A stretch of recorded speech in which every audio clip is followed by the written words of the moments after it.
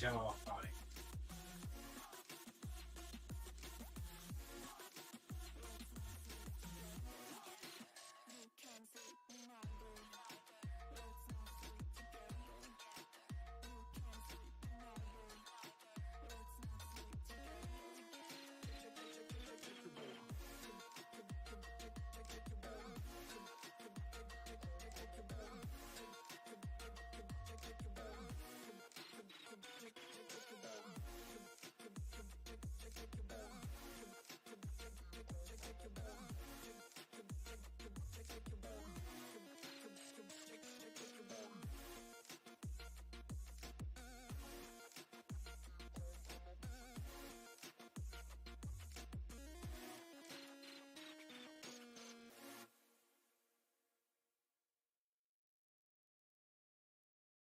See how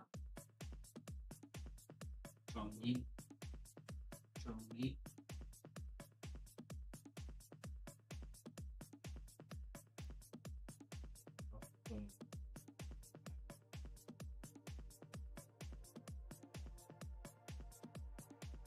She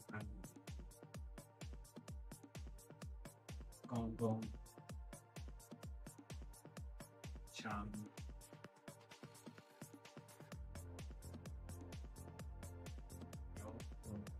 Don't see. Fuck you, you dead ass. Chung Yi. Fuck you.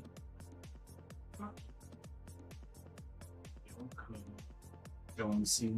Fuck you, you deaf ass. Fucking. Don't fucking hate.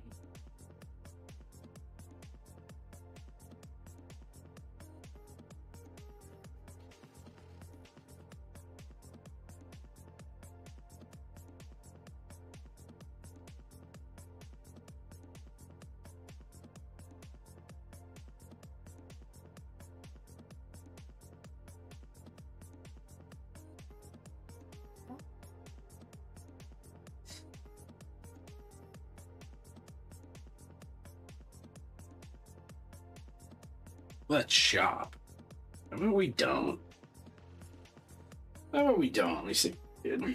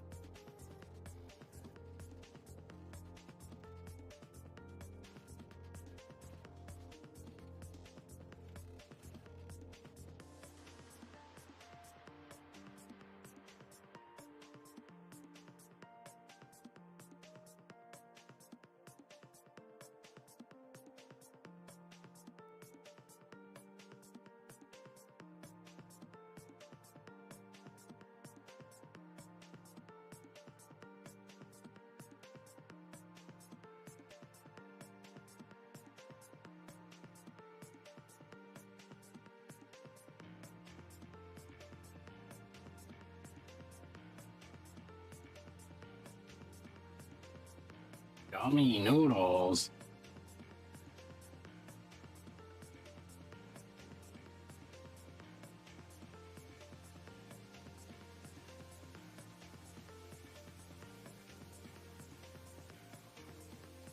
Are you trying to bite my hand?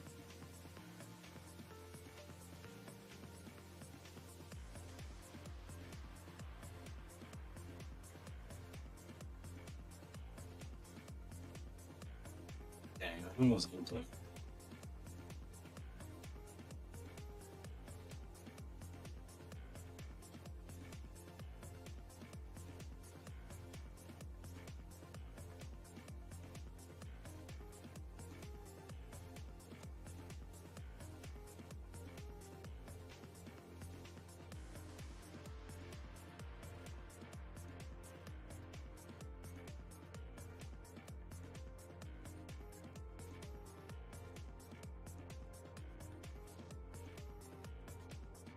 Yes, that's within 5 years of that.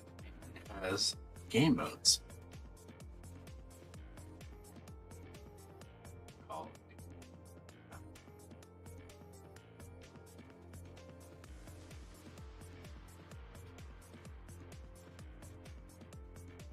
Okay, so it's gotta be fucking 2000. So it's gotta be 2008. Knocked out first person.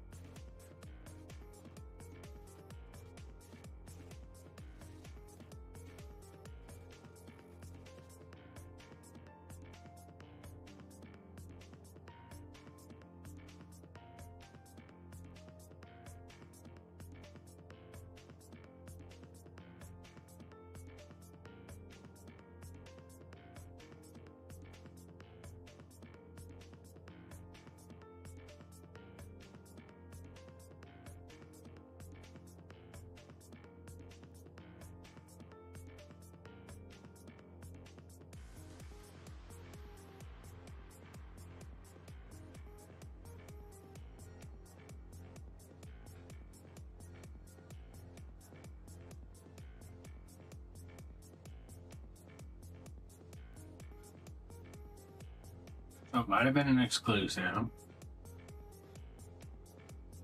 little Bitcoin too.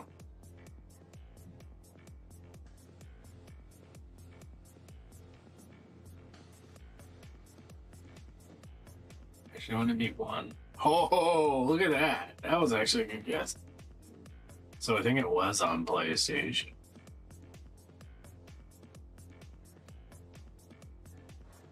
So it's an adventure.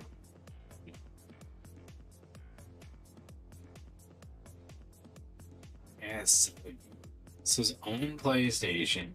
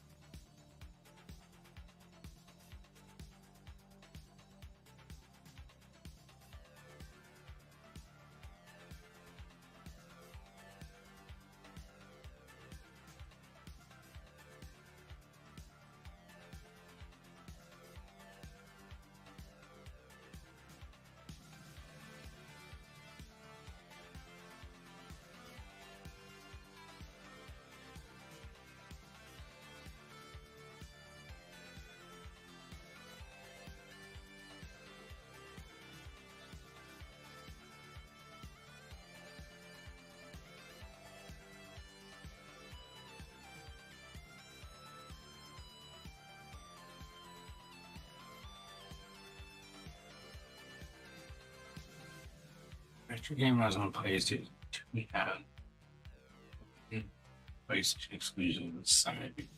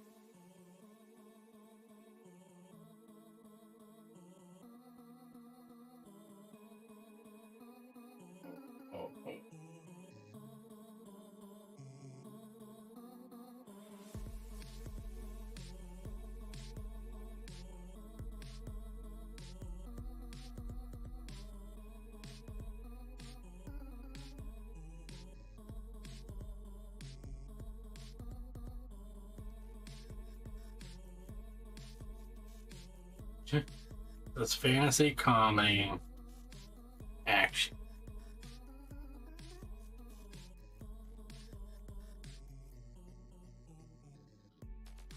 Side view. That princess isn't in here, dude.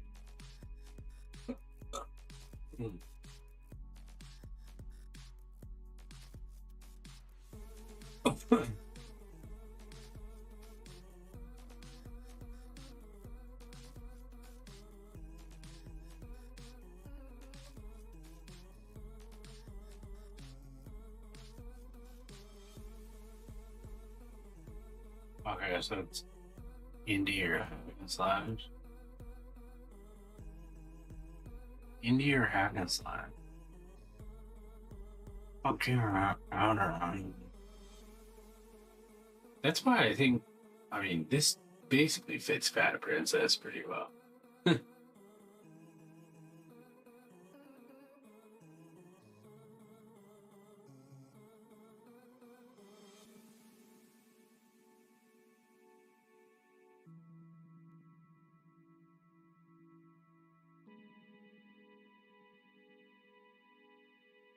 So it's got to be like a PS3, like an arcade. What the hell do you call it?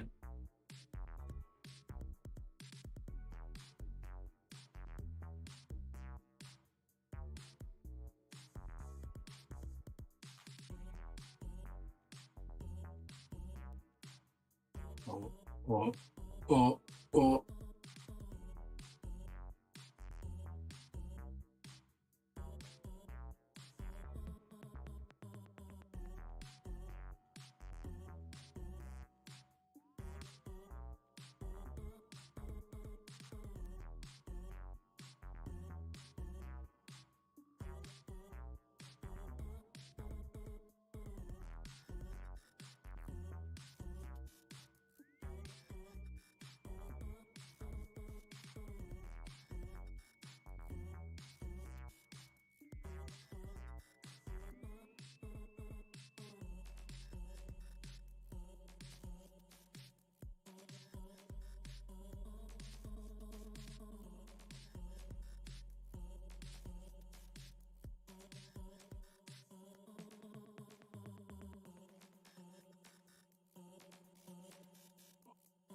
Oh, oh.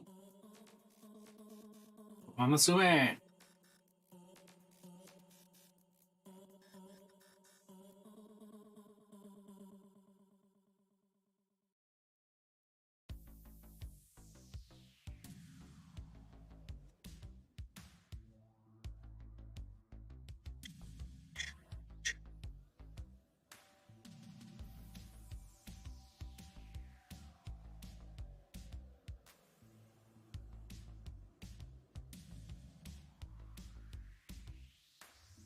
God damn it.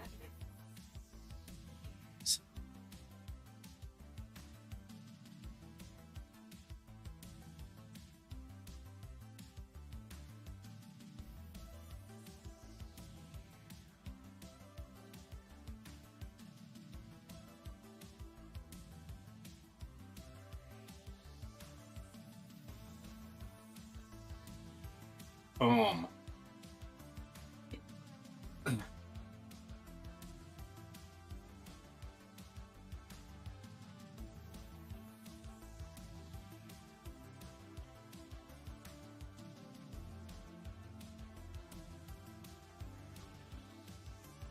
Doesn't have game modes. Oh, it's before.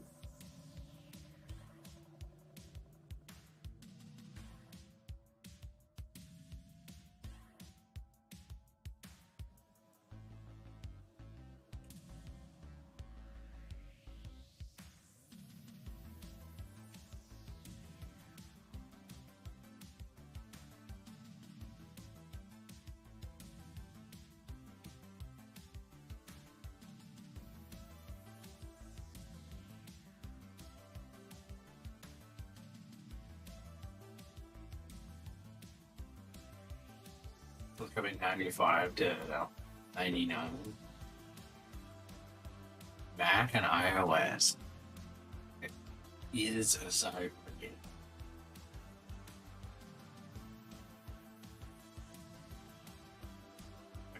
Metroid, maybe? No, Metroid's...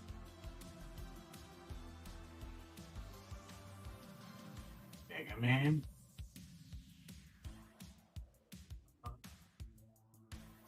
The... Fuck.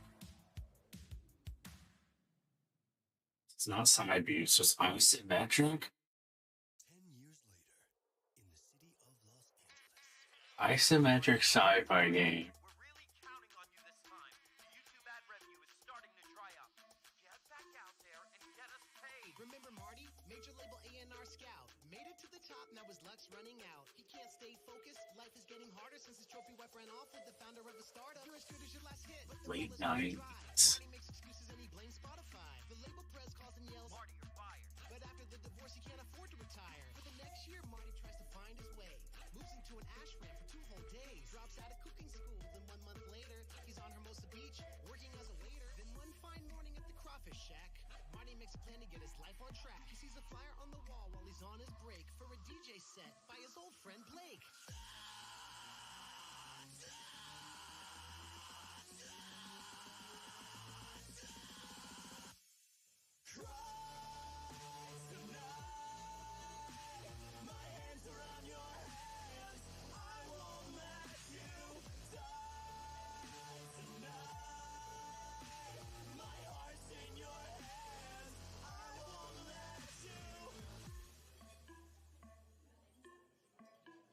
Hey man, it's Marty. It's been a long time. What are you working on these days? Blake and Marty, they go for coffee. Happy Fallout? Looks a little sloppy. He catches Marty up on his last 10 bands and how harsh the hate is. Fallout 1 would have came out around here. It was isometric, right? The hype machine charts for 1 whole night. A hit Ooh. is a hit, so Marty makes a plan to update Blake's image and Ew, 95 or 96. card to help make Blake the newest EDM star. With a new The turn-based too. What the hell? funds his new EP called My Name is Krylex. He dyes his hair black for his Rio rival. Uh, The new oh, Friday night uh. video goes viral. Blake gets a slot on Warped Tour in EDC with his turn upset that the kids came to see.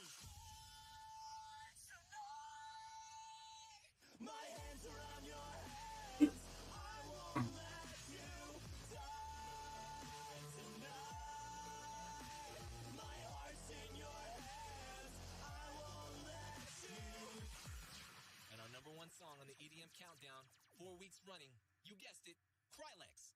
I don't really get it, but this kid is everywhere. Momentum builds, but it all caves in. The label calls Marty, he just can't win. The 360 deal Blake signed in 04 has been optioned by the label for 10 years more. Blake can't keep any cash from Cry Tonight because the label still owns all the master rights. Blake reinvents himself doing laptop rap. Marty's back to waiting tables at the Crawfish Shack. Marty's back to waiting tables at the Crawfish Shack. Marty's back to waiting tables at the Crawfish Shack.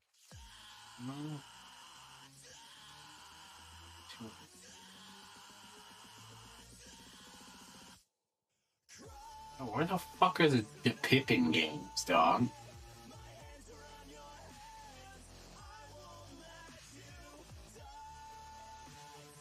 Let's see. Okay, so it's playing turn-based. Is there a turn-based sci-fi game?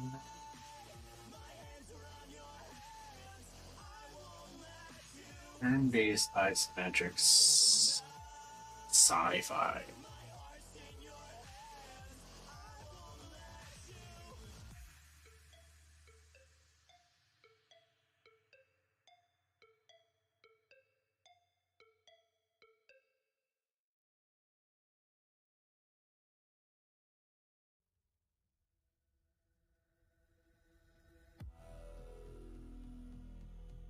Wow, wow.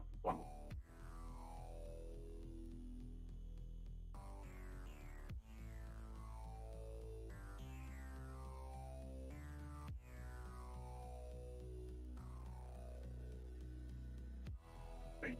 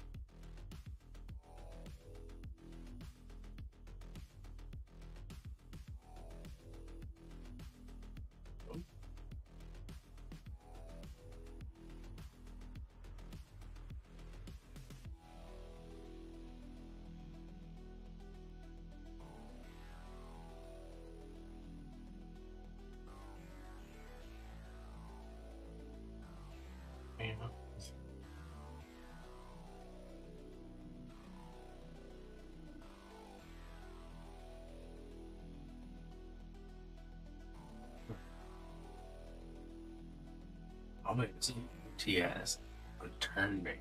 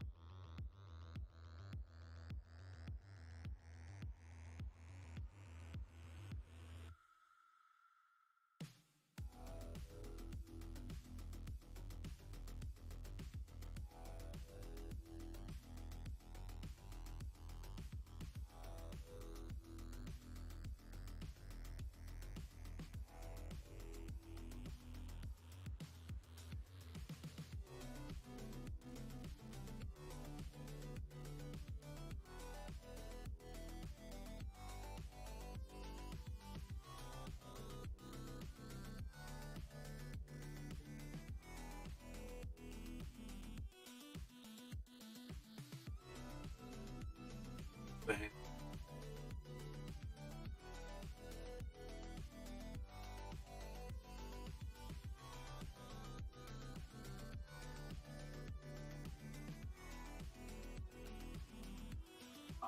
She's a fucking. Yeah, so I just answered the same thing.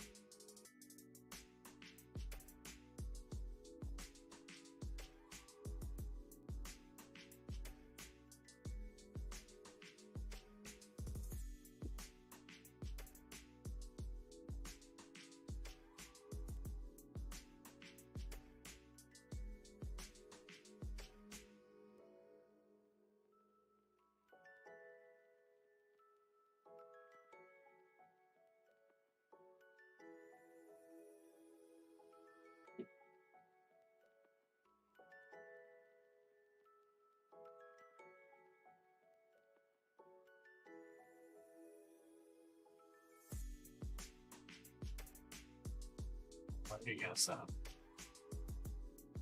damn it.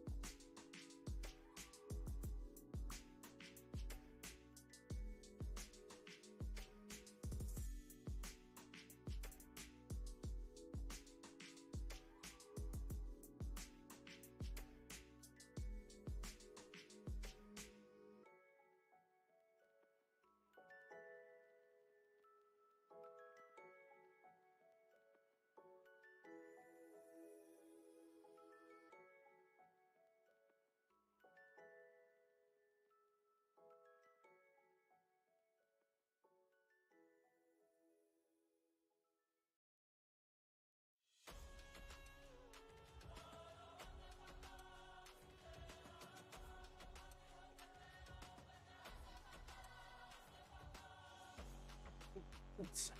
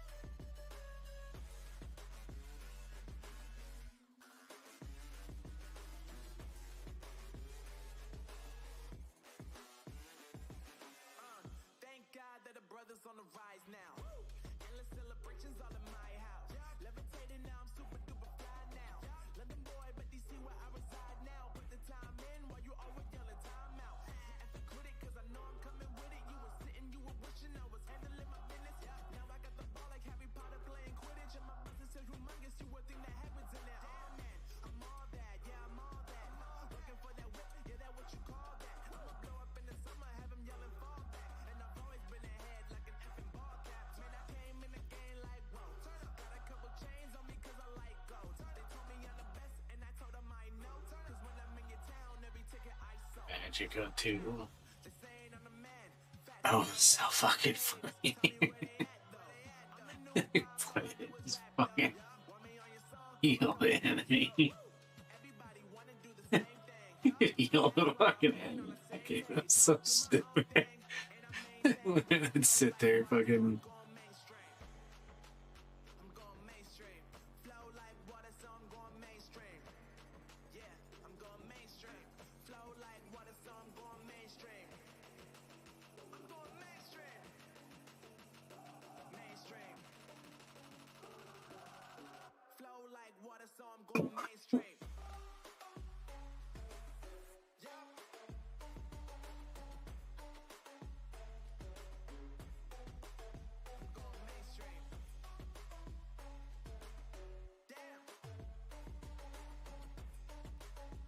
I can't believe.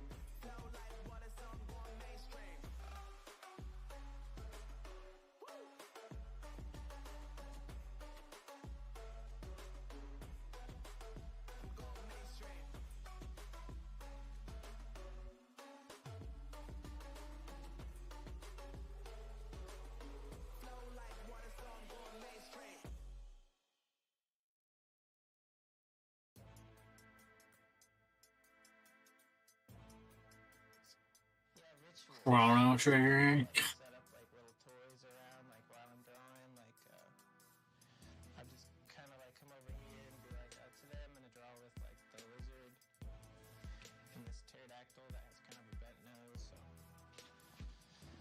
go on, set those guys up. Go inside the caboodle here.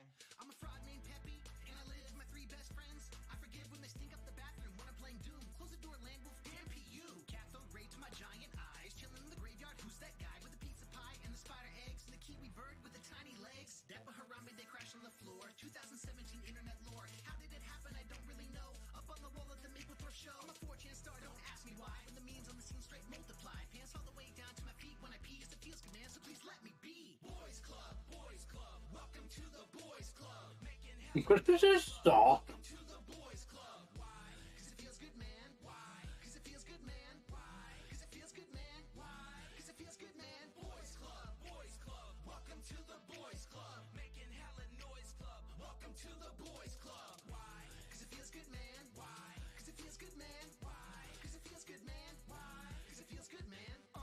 I'm a dog named Andy. Well, maybe not a dog, but I'm drawn with a handy and a pair of lidded peeps and a pie hole and a pair of long ears, short shorts, I snort, I roll. With a bunch of bros, our apartment start. Quick with a thumbs up and a smart remark. The art is sharp in color, I'm mad yellow. Snark when I'm gonna bark. My bad, fellas.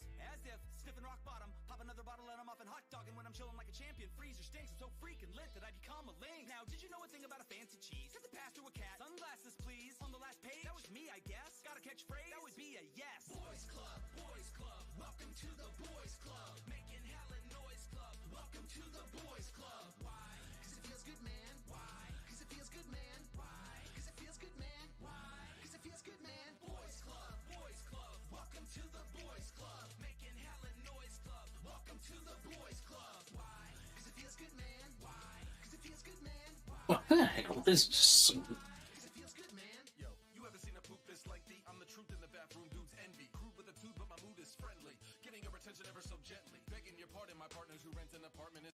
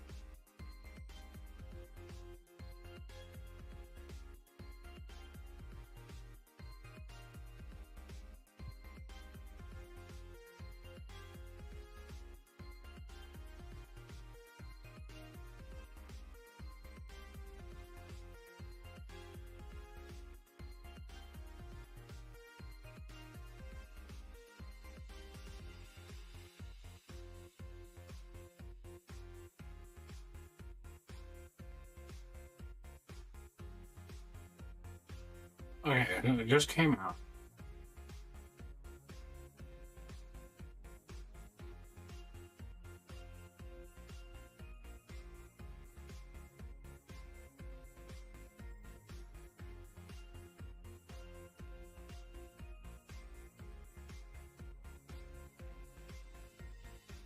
What else come out this year?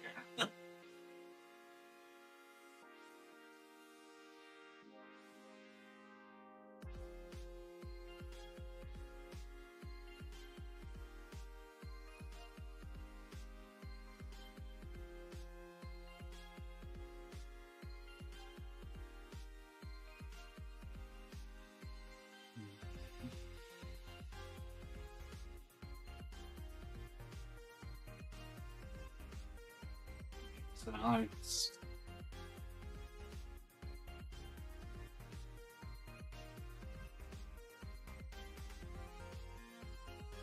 Jump Space came out once.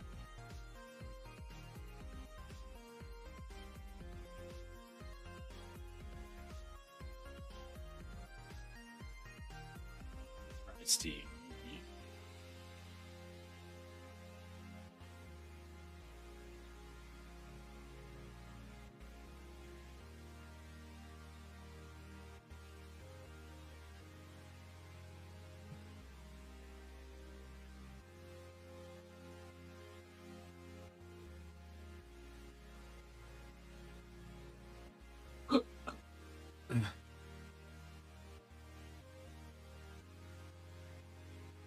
Beat Saber.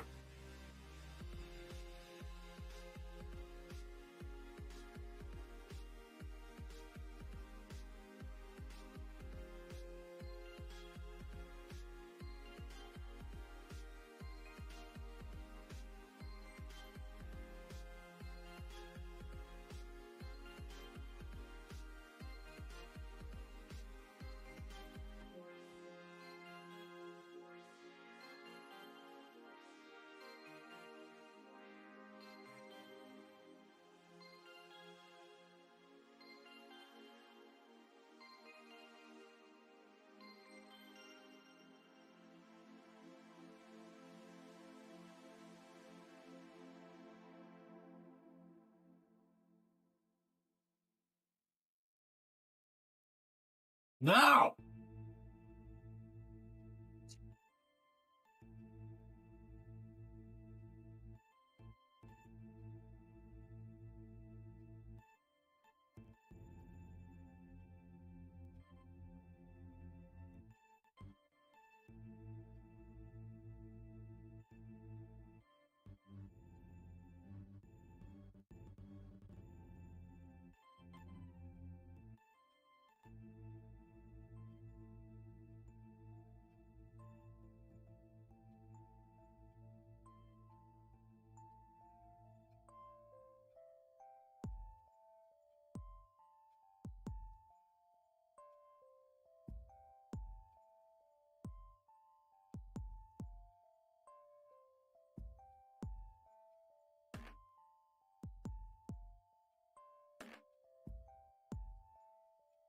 What game have even come out?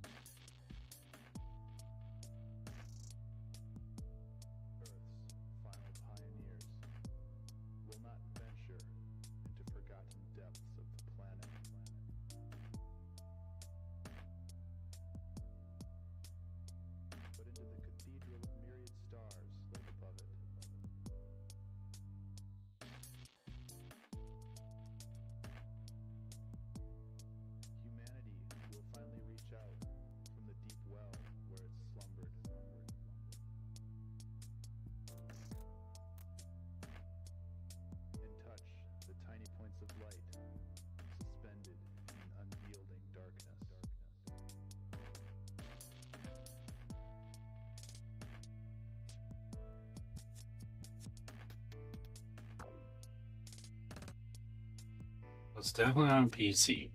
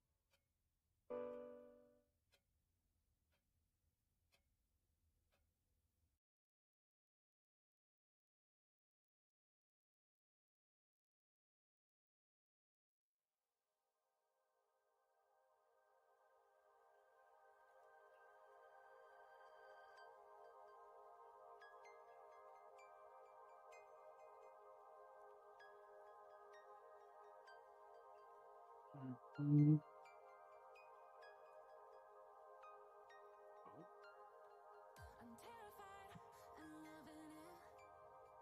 Want no regrets to keep me up at night. Into fall. Had to survive, so I finally learned to fight. Laughed till we cried for the fun of it. Now I finally see the light. Don't wanna waste a single minute. Now I finally have you, got you by my side. Hold of Land came. This is fucking sci-fi.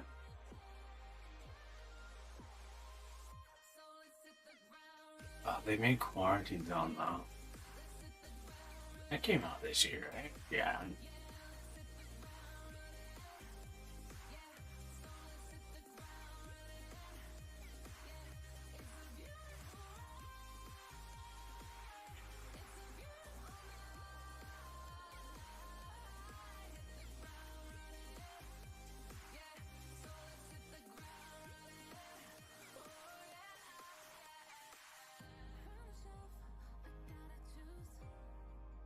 born to win, or am I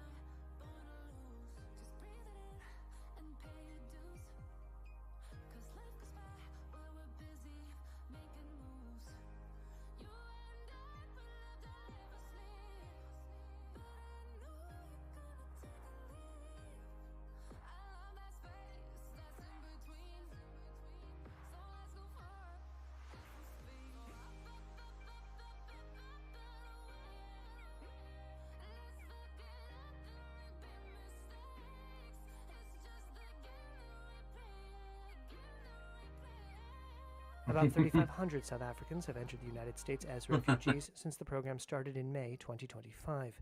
Many white South Africans and Afrikaners have welcomed Trump's support, but insisted they nevertheless want to remain in their country.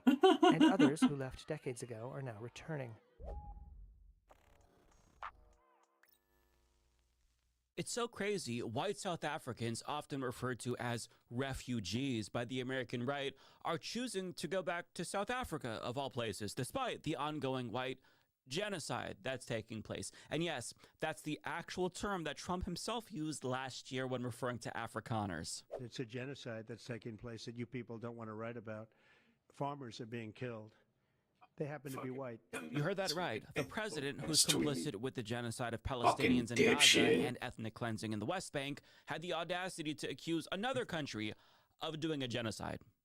And within his first month back in office, he took action to stop said genocide. He signed an executive order which basically accuses South Africa of hypocrisy, ironically enough, because they're accusing Israel and its allies of committing a genocide at the International Court of Justice, even though they're supposedly guilty of genocide themselves, according to Donald Trump and his delusions. Now, in the same executive order, Trump announced that he would punish South Africa for their quote-unquote genocide against white South Africans by cutting off financial assistance, and he also announced in that same executive order that he's rolling out a refugee program for Afrikaners, even though he's not letting anyone else into the country. And that's not hyperbole. David J. Beard, the director of immigration studies at Cato, reports not a single refugee in the world was allowed to come legally except for white South Africans. And they rolled out the red carpet for these motherfuckers, where the deputy secretary himself greeted them with open arms when they arrived.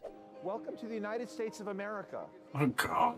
A lot of you, I think, are farmers, right? When you have quality seeds, you can put them in foreign soil and they will blossom, they will bloom. And we are excited to welcome you here to our country where we think you will bloom, and we will hopefully allow you to have fulfilling lives for your children, and then when we will benefit alongside you. So as you can see, they treat white immigrants very differently than black and brown ones, but it's not just that the Trump regime was incredibly kind to them, because kindness is one thing. They offered these quote-unquote refugees cash assistance, as well as housing, free healthcare for a year, job placement assistance, and even legal aid to help them navigate the complex American immigration system. And if these same benefits were offered to black and brown immigrants, or even refugees, like actual refugees, right-wingers would lose their fucking minds. They'd shit their pants and foam at the mouth and talk about how we just can't afford this, but since it's being offered to white people, we don't hear a peep from them.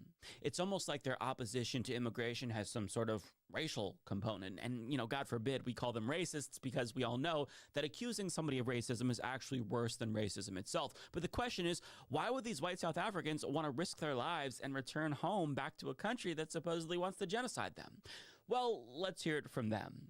Reuters reports that the South Africans who are leaving are generally citing better quality of life and a lower cost of living as part of the reason why they're returning to South Africa. One South African woman who's lived in North Carolina said that health insurance is actually more affordable in South Africa, and she also prefers their schools, which isn't a shocker because we've defunded our schools in the United States. Now, a different South African expat implied that Trump was actually the reason behind his decision to leave. Reuters writes, Andrew Veitch left South Africa after being held up at gunpoint in his car, but now he feels there are greater threats in the United States, he said, citing mass shootings in public spaces, as well as violence by U.S. immigration officers. Quote, people are being shot in broad daylight. American citizens are being shot and killed, said the 53-year-old who moved to California in 2003. Quote, I don't want to live in a place like this. God damn. So things are so bad in the United States that this refugee is willing to risk his life and go back to a country where there's supposedly a genocide taking place.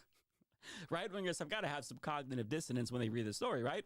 Probably not. They're probably not going to read this story, and that's assuming that they can read it in the first place. But listen, in all honesty, I don't blame them. They say that, you know, South Africa isn't necessarily perfect, but it's getting better very quickly, whereas in the United States, things keep getting worse. The cost of living is skyrocketing, health insurance keeps going up, our schools have been defunded, and now we have an armed Gestapo terrorizing people in the streets.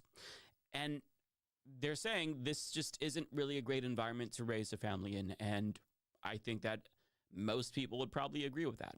Now, to be fair, most of the South Africans leaving the United States, they've been here longer than their 2025 refugee counterparts, but that may soon change too, seeing as how a lot of South Africans are choosing to capitalize on a new portal that's letting them restore their South African citizenship if they so choose to.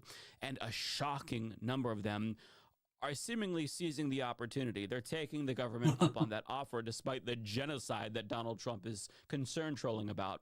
Now, we don't have exact numbers, but there is a growing return to South Africa movement on Facebook, where you have a lot of expats from South Africa that are living in Europe and the US who are planning to go back because the country's getting better. And on top of that, the people that Reuters spoke to, they said, we know people who are also returning home.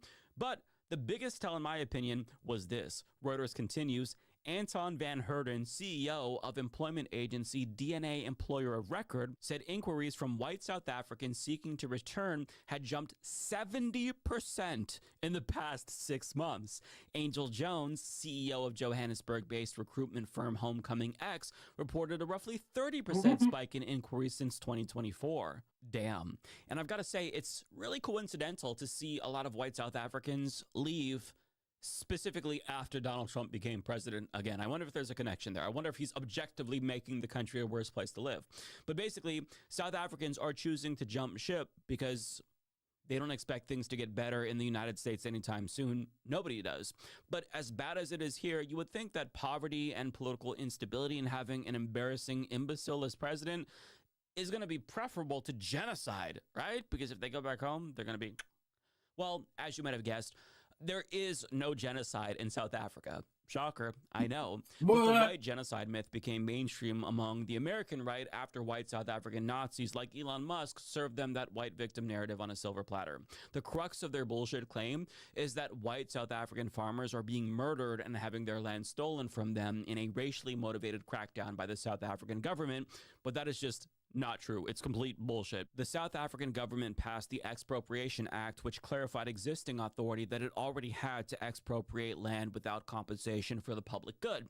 Now, our government has a similar power. It's called eminent domain, but right-wingers claimed that the Expropriation Act was going to be used to steal land from white South Africans since they still hold the majority of land in South Africa, even in a post-apartheid system. So the fear was that the government would try to mitigate past racial injustices and attempt to end institutional racism against black South Africans by taking land from white people and giving it to black people. That never actually happened. In fact, the law hasn't even been used once. No land has been taken. And ironically, Trump, who's accusing them of doing this, has seized more land from white people than the South African government. He's seizing land to build his wall on the southern border.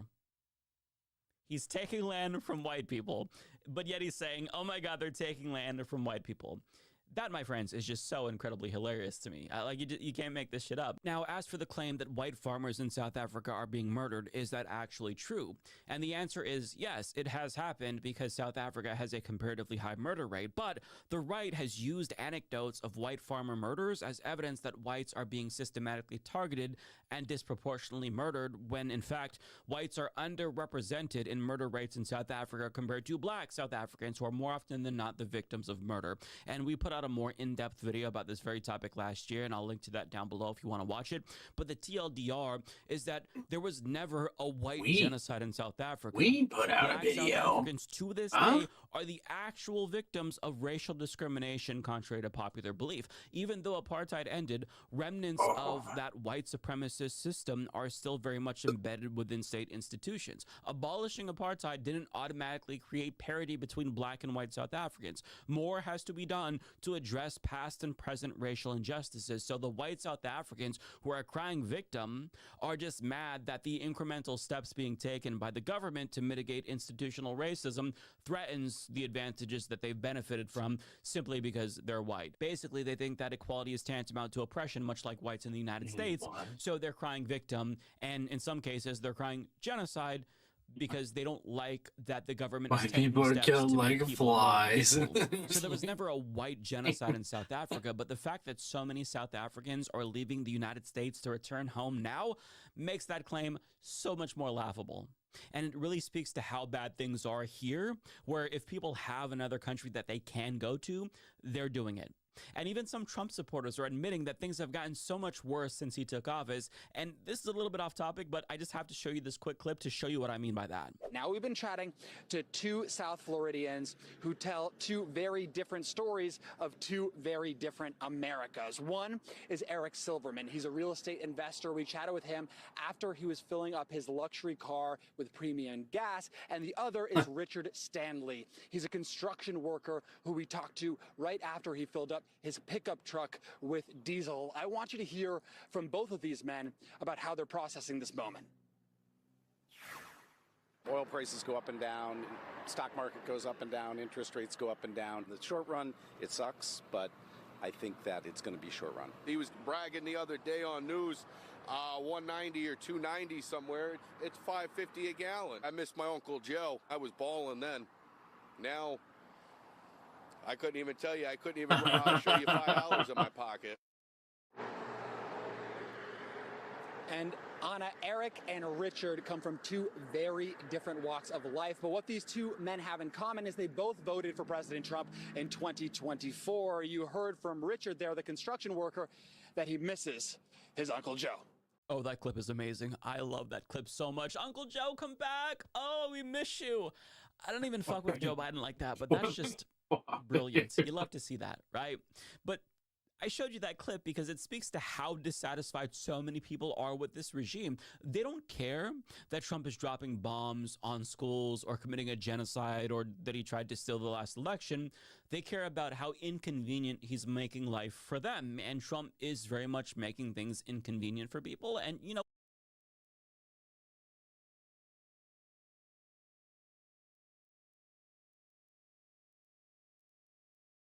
of the Indy Racing League in 1996 is incredibly bizarre for a wide-ranging set of reasons. From a tie in the driver standings resulting in two separate drivers being crowned champion, to the season only having 3 races spread from January to May, it was a truly befuddling year. Many race fans, such as myself, however, are infatuated by the pure weirdness of this season. One of the parts that I've always found interesting, however, isn't something that I've seen get talked about before. If you look through the championship standings, you get to see that not a single person finished every race. Now, this statistic isn't the most off the wall in the world. Hey, in the 2025 IndyCar season, only 2 drivers had a perfect record of finishing. But the 1996 season was especially odd, and a true statistical anomaly. This is a story of 1996, the year of the Universal DNFs.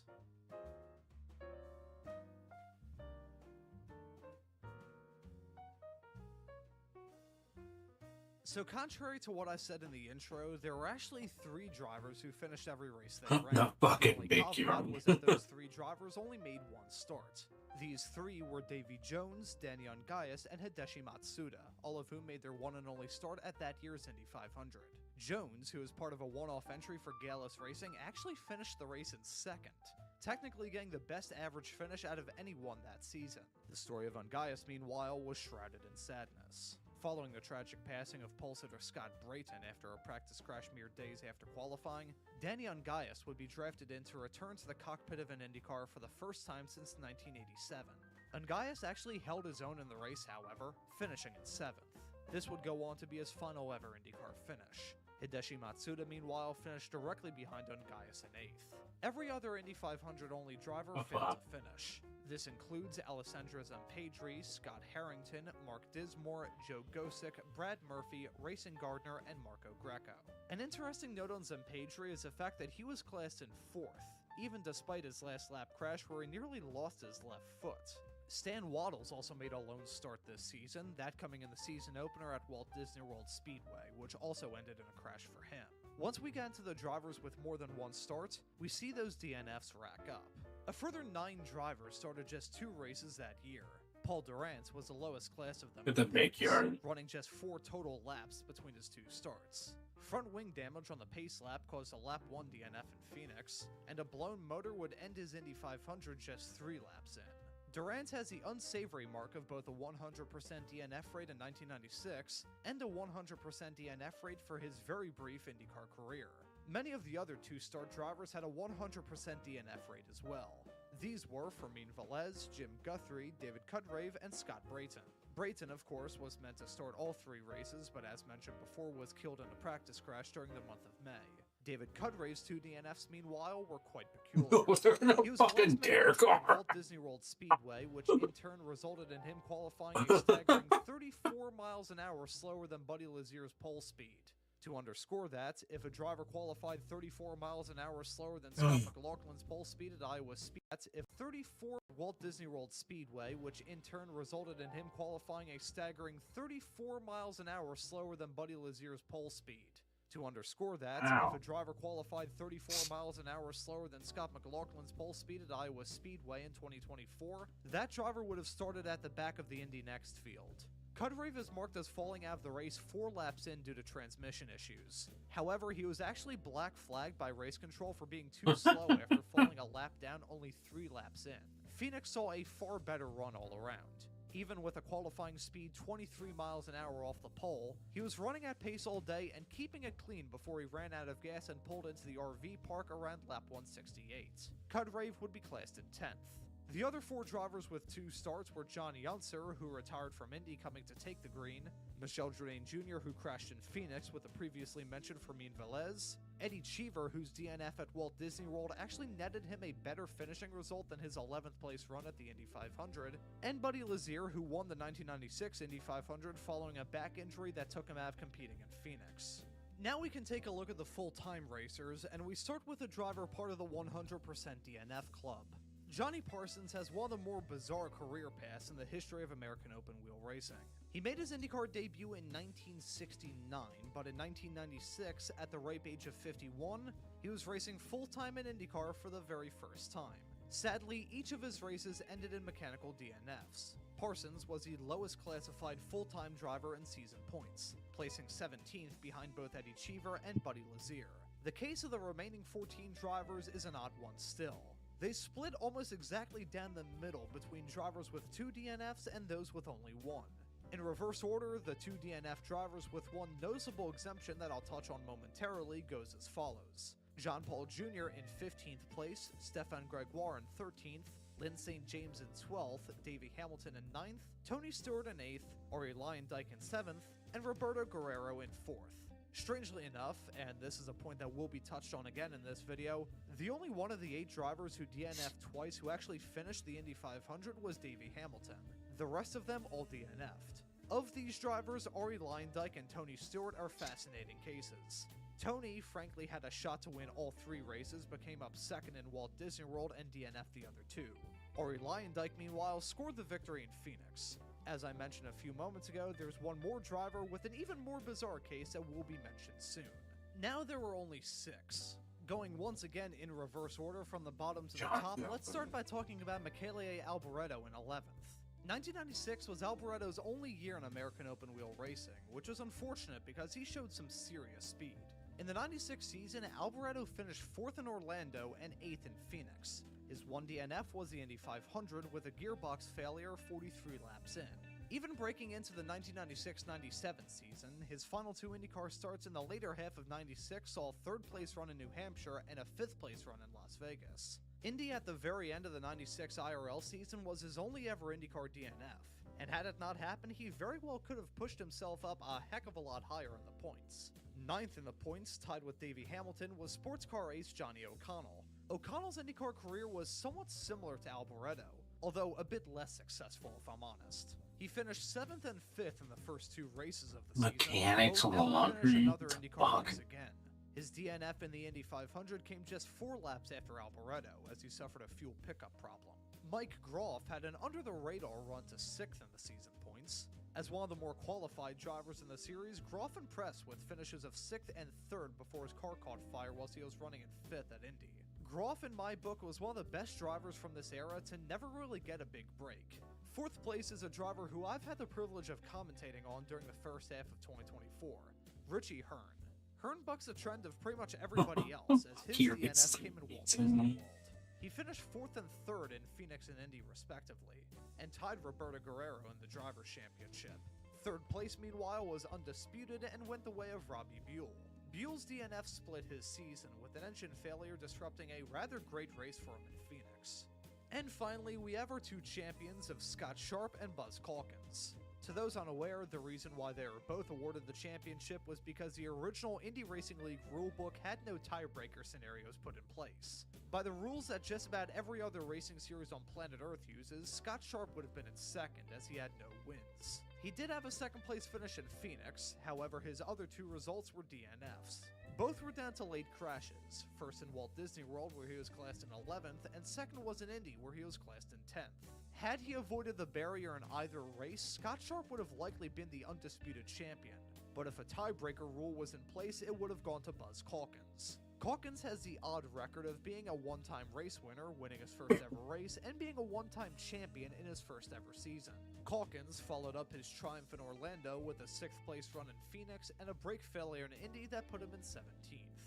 Now to look at the season a bit more broadly, let's start by taking it race by race. Each race from the 1996 season saw 9 finishers. Round 1 at Walt Disney was cut down to 9 from 20 starters, Round 2 in Phoenix was cut down from 22, while the Indy 500 had 9 from the traditional 33 starters. This works out to be a total of 48 DNFs, 27 finishes, and a season DNF rate of about 64%. So roughly 2/3 of the starts during the 1996 Indy Racing League season ended in a DNF. Of these 48 DNFs, 29 of them were listed mechanical, meaning the reason for retirement was listed as a part failure rather than an accident. 15 of them were down to crashes, and the other 4 were marked by me as other. These other retirements include David Cudgrave being parked and Scott Brain's handling woes in Walt Disney, Johnny Parsons' pit fire at Phoenix, and Mike Grohl's fire during the Indy 500. This works out to be about 60.4% mechanical retirements, 31.25% crashes, and 8 1/3% being the other retirements just mentioned. Another fascinating note to raise about this season is the fact that there are only 7 lead lap finishers for the entire season. This works out to be 2 in both Walt Disney World and Phoenix, and 3 in Indy. There were no repeat lead lap finishers either. 7 drivers finished on the lead lap 1 time apiece. More bizarre is the fact that 5 of them scored that lead lap finish in the only race that they finished during the season. Even more bizarre than that, however, is the fact that Arie Luyendyk and Buddy Lazier, 2 of your race winners from the season, are part of that 5-person club. The other 3 being champion Scott Sharp, Disney World runner-up Tony Stewart, and Indy 500 runner-up Davy Jones. Although it should be noted that Davy Jones is only on there on a technicality since that was his only start from the season as talked about right at the start, but he still is a part of the club. Buzz Calkins and Richie Hearn were the only 2 drivers not a part of that 5-person group. I've always known that the first Indy Racing League season was an odd one. That's not only common knowledge to those who are into the history of IndyCar, but it's also been brought up several times in other videos here on this channel. But having made this video, going a bit more in-depth, I have an all-new appreciation for the utter strangeness of this season. Going over old racing statistics has always been rather interesting to me, so if you'd like to see more videos like this, please let me know. Quick little mention of this before this video ends, I now have a Ko-Fi page if you'd like to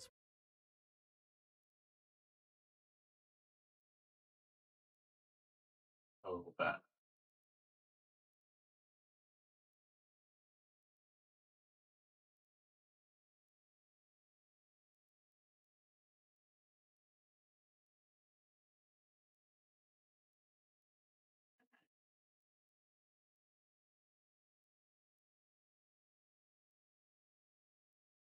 Oh, Zamping is making the opinion. What?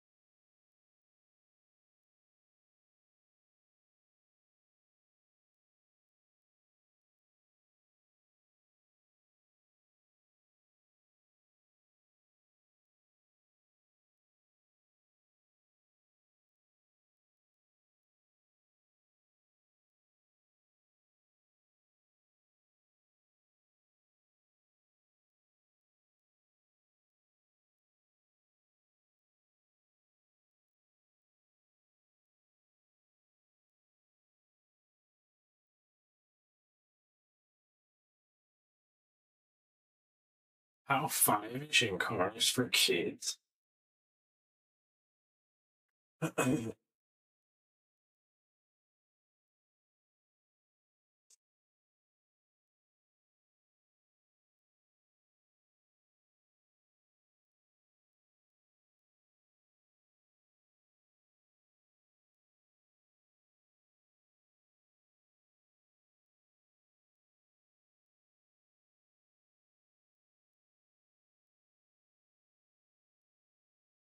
Well, no.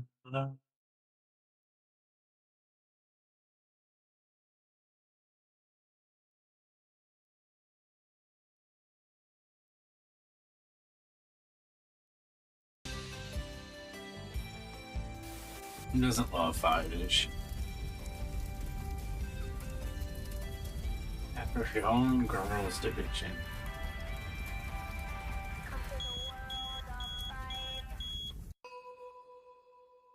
As I covered in my last video, Cars for Kids is basically a front for the religious charity URA. It takes donated cars from mostly unsuspecting vehicle owners and either sells or scraps them to pay for real estate investments, 5-ish, and sometimes summer camps for kids, but only if they're Orthodox Jews. Naturally, this makes the organization a massive conduit for shady deals and lavish spending. URA operates 2 facilities in the Catskills Mountains of New York, collectively referred to as the Zone. These are actually old ski resorts that were bought and converted into summer camps by URA. I said 2 facilities because they are not gender segregated by cabins, but by geography, as the boys' camp is located in Delaware County, New York, and the girls' camp is located 8 miles down the road in Schoharie County. This puts it more than an hour away from the closest airport, and virtually inaccessible by any method other than personal car or chartered bus. And there are plenty of reasons why you wouldn't want to come here. While the Catskills is no doubt beautiful, it is not just these mountains that makes the zone notable. Instead, it is the scandals inside the zone itself that are a justification for looking closer. Where to even start? Probably with safety hazards. See, there comes a certain set of upsides and Religious summer camp. I wonder what could possibly go wrong. I wonder. downsides when you build a summer camp in an old ski resort. Upsides include Especially out in the middle of nowhere. housing, extensive facilities, and the potential to commune with a ghost that will help you get your tight 5 down. Downsides include older buildings that are more prone to issues, untrained counselors that can mishandle equipment, and that ghost is actually just the result of a gas leak by the aforementioned downsides. Dear Mom and Dad, I've been at a sleepaway camp for almost 3 weeks, and I'm getting very scared. Welcome to Sleepaway Camp. Someone is watching you. Someone is waiting for you.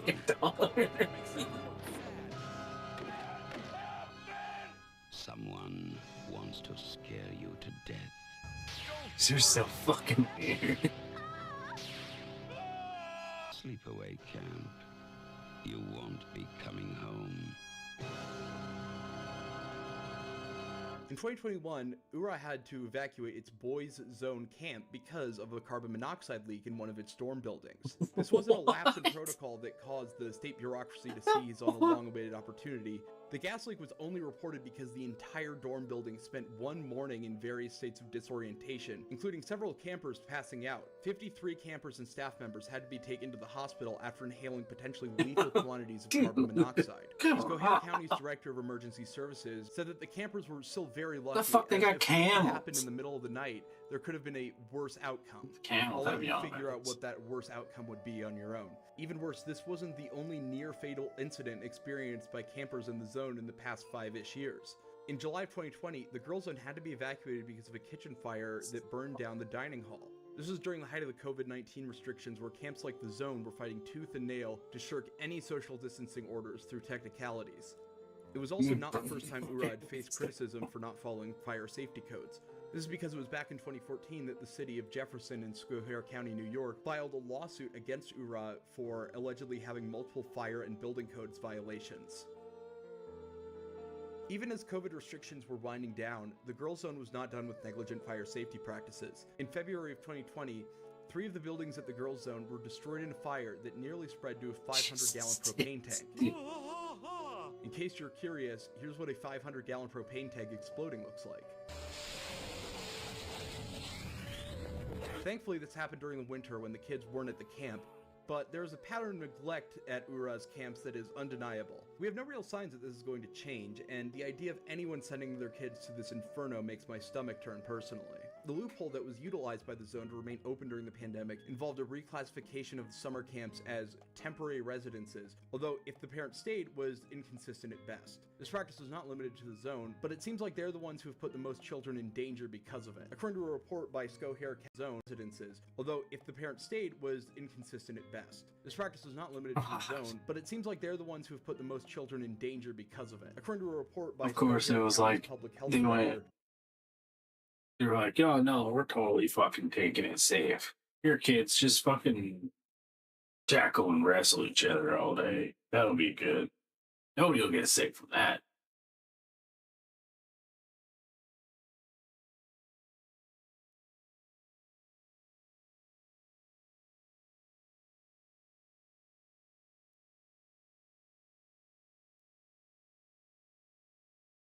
Dr. Amy Gildemeister, busloads of unaccompanied children were being dropped off at the zone in the 2020 summer season. Curiously, the director of communications for the zone, who has the same role at Cars for Kids, Wendy Kirwan, defended the operation by stating that minor staff members went home at the end of the night and that the campers were accompanied by their parents. If you remember how far away from any major population center this is, the story doesn't really add up. A drive from Gilboa, a nearby city in upstate New York, to New York City itself, the closest major metropolitan area, for these counselors who have worked at the zone while following COVID-19 restrictions, many of them would have to spend roughly 1/3 of any given day just shuttling to and from the zone. Most of these kids are not from upstate New York. In fact, many of them are pretty notably from New Jersey, which is even further away. So the idea that this wasn't an overnight camp is pretty laughable at some point. This is where Cars for Kids is sending your money, by the way. These are the titular kids that are being helped by your car donations. It seems like the main way that these children are being helped is by giving them the opportunity to spend their summer in these camps that are Cars for constantly filling Kids. their buildings with gases and burning everything down because of negligence. I'd argue that a better use of this money for children's welfare would be to just burn it or dump it into the middle of the ocean, because it seems like the way that it's being spent right now is actively endangering children. And that is not why people are donating their money to Cars for Kids. It's not even why Orthodox Jews are supporting this organization in the first place. And humans aren't the only ones suffering at the zone either. Yay. Yay! Multi-species neglect. Different animals. The biggest draw seems to be horses, which feature prominently in promotional material as a draw for the camp. Unfortunately, it seems that these horses are not treated all that well. According to a statement by Rosemary Farm Sanctuary that links to a Facebook post outlining the details, these horses were recovered from the zone. The animals were found starved, exhausted, and branded by hot irons. It was only when one of the horses died from being overworked that the person leasing the horses to the camp got involved. Ultimately, it was only because of this intervention that the abuse even came to light in the first place. Thankfully, these horses have found a new home with the help them to that? Equine rescue resource. What the but fuck? The fact that it took one death of these horses for any investigation to occur is troubling to say the least. It may also be the cause of an abnormally high number of exotic bird sightings around Stamford, New York, where the zone is located. While looking for any anecdotes that might lead me to new stories in the Facebook group Stanford, New York Neighbors, I noticed that a few people seem to have spotted some kind of exotic bird walking around their yards. I'm not saying it's necessarily an escapee of the zone, but given all the information we have on the treatment of animals there, it's not impossible. This is also where I'd like to mention that the zone has uploaded a video to their YouTube channel that shows what appears to be a turkey and a peacock having some kind of disagreement in one of the buildings. It looks like there's a skee-ball in the background there, and the video is just titled "Cockfight at the Zone," which, you know, not to be too quippy, but Jesus Christ, I mean, that's not what we want to see on a camp's YouTube account. Exactly 1 week after the dining Hell yeah, get your kid in a cockfight. Related to the girls' zone camp. But before I get into the details of that, I needed to return to an old friend.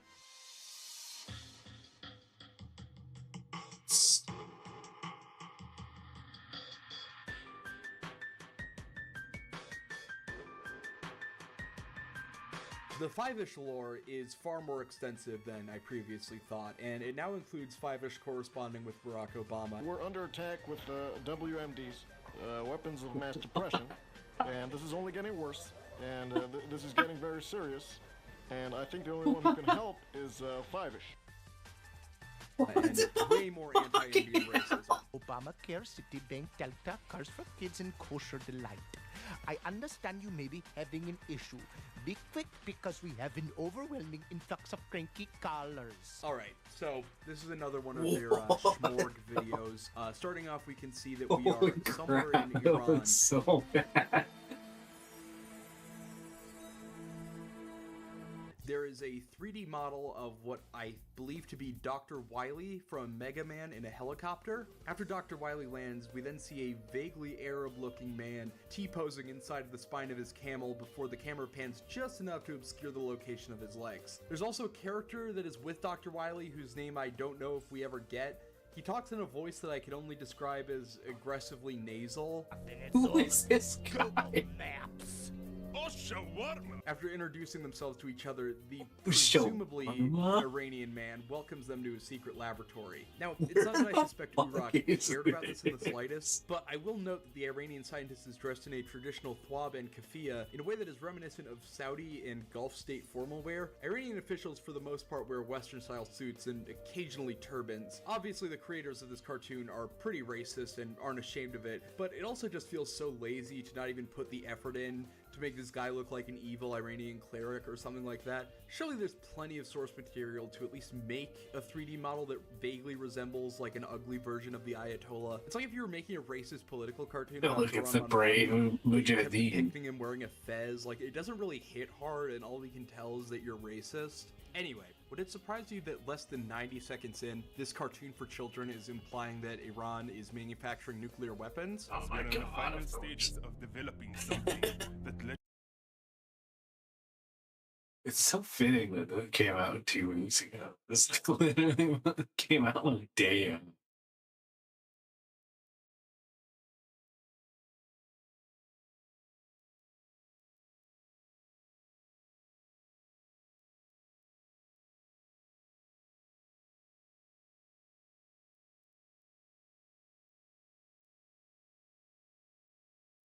just What the fuck?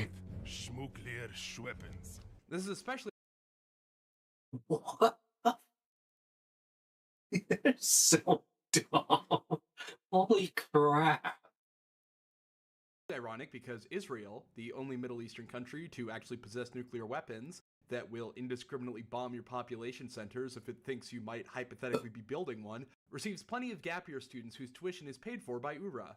There's a golden land that's promised to our fathers, where the streets are stoned and we kiss the ground. This is God's country. The fuck? We pray for peace and miracles keep falling. They can send their missiles, but we're not scared of nothing. After some more reminders of why a rogue state in the Middle East that has a nukes Oh, must really? be quickly sanctioned and invaded, the Oh, actual grand plan really? is revealed. It's a bomb that makes people all over the world sad and grumpy, which is somewhat elaborated on in a pretty god-awful musical number. I don't even mean god-awful Why in do the way that a buttons keep musical number might be disappearing? over the top or at least be annoyingly catchy. It just sucks. It sounds like someone playing Jafar at Disneyland making up a song to buy time as he desperately waits for Jasmine to finish with her smoke break. Creatures of the world unite. Stand up for your grumpy rights. We're happy when everyone is sad. I'm thrilled your mood is bad. I also have to say that if you told me to come up with an anti-Semitic Oh my conspiracy theory God, on the this spot, is I don't know if I could beat a terrible. bomb that makes you need to go to therapy. That's almost worse than Five-ish in terms of blatant anti-Semitism. But that's crazy. That's all nonsense. That's nothing but a racket for the Jews. Speaking of which, What? Five-ish wakes up in a panic. He's late for shul. When he gets there, he encounters a group of three men who I believe have the same face model as the old man from the movie Up. These old men are complaining about how awful a bunch of things in their lives are, but given the fact that old people love doing that, Five-ish doesn't seem to think much of it. Five-ish then walks around the synagogue and sees his middle school age friends from the last episode in all their PlayStation 2 rendered glory. They walk into a classroom to inquire about why everyone is seemingly so grumpy. After this is a scene showing a human child giving a cupcake to her 5-ish teacher. Would you feel better if I gave you my cupcake that I bring for a snack? Oh, thank you. What? How did you know I needed some chocolate now? Which the teacher loves so much and What seemingly the brings her to fuck? what I can only really describe as the whimpers of someone who is recently starving. It's not a and broken up with. cupcake. Oh, thank you. It looks like a piece of like bacon. What the fuck? Oh, it's delicious. We cut to 5-ish in his car with these three boys, where they get the news that everyone in the world is sad and that all the happiness is gone. The president has declared a state of emergency. Special correspondent Finn Finnegan is on the scene live in New York City, where the epidemic seems to have hit the worst. Finn? Thank you, John, for that great news. Ooh, what a great story to be covering. After 5-ish and the boys try to figure out what to do, there's another cut to the offices of Yapchick Consulting, which, given who works there, should be called Yap Dollar Consulting because it's staffed by 5-ishes. One of them, Shlomo Meckel, is taking a call from someone asking what they should do if they run for president, to which he is told, get a motorcade, before taking another call, this time from Barack Obama, who asks him what to do about this attack by a WMD, a weapon of mass depression. Well, you see, we're under attack with WMDs, weapons of mass depression, and this is only getting worse, and this is getting very serious. And I think the only one who can help Nobody's saying is, like, 5-ish. dude, my uncle can do it. Obama then gets 5-ish's phone number from Meckel and is able to contact him on his private line. The president informs 5-ish that he and his associates are the only ones in the world not Why affected do by they the fucking make him look and that like he needs that? him to find a solution. Oh, is this Mr. Feevish? There's no Feevish here. My name is 5-ish. I'm sorry, Mr. 5-ish. Ooh, what? Mr. President? Obama then breaks down in tears on the phone with 5-ish. But you see, we need you, and your country needs you, and the world needs you. It's, I think this whole sequence might be a parody of the alleged relationship revealed in Jeffrey Epstein's emails, where Obama called Alan Dershowitz for help in what to do with Israel. The difference is that while Obama is still played by himself, the walking anti-Semitic caricature that has relations with young children is now played by 5-ish. Cut to a parking lot in Lakewood, New Jersey, where the theme of Top Gun plays and a trio of fighter jets flies above. My special aviation interest has to point out that the three shots that these jets are in each use a distinctly different model of jet for some reason, versus an F-22, then an F-16, then finally, the general lands his F-35 in the parking lot to talk with 5-ish and his associates. 5-ish insists that they need to get to India as soon as possible, before seemingly ditching the fighters to get on a chartered private jet. 5-ish insists that they need to get to India as soon as possible, before seemingly ditching the fighters to get on a chartered private jet. Happy as can be, there's good in everything, and that is why we sing. Let's This guy just fucking shows the general up. lands his F-35 in the parking lot to talk with 5-ish He and his just fucking lands a goddamn F-35 like a fucking shopping center. What the so stupid. 5-ish insists that they need to get to India as soon as possible, before seemingly ditching the fighters Where to get is on a this? chartered Holy private jet. fuck. This is so stupid. Oh my god. Let's make everybody Ugh. happy as can be. It's all in your head now. Even if you're sad, we will blow it away. Forget all your sadness. Happiness is here to stay. Make everybody happy. Dude, this is so funny. I'm gonna cry. After getting to God. India, they head to the largest call center in the world, so they can spread simcha, Hebrew for happiness, to the whole world by getting telemarketers on board. There's not much to this part. There's a ton of racist jokes that you can see coming from a mile away, and when he's told by the general that his plan won't work, 5-ish immediately folds, meaning the only purpose of going to India was for 5-ish and his associates to say things that are usually muttered under one's breath in a children's cartoon. May the problem be today, sir? You see, I was listening to the radio, and I heard a commercial that said if I wanted to be happy, I needed a brand new Z-Box. And the new operating system freezes excessively, and it seems it's making me more sad than I should be.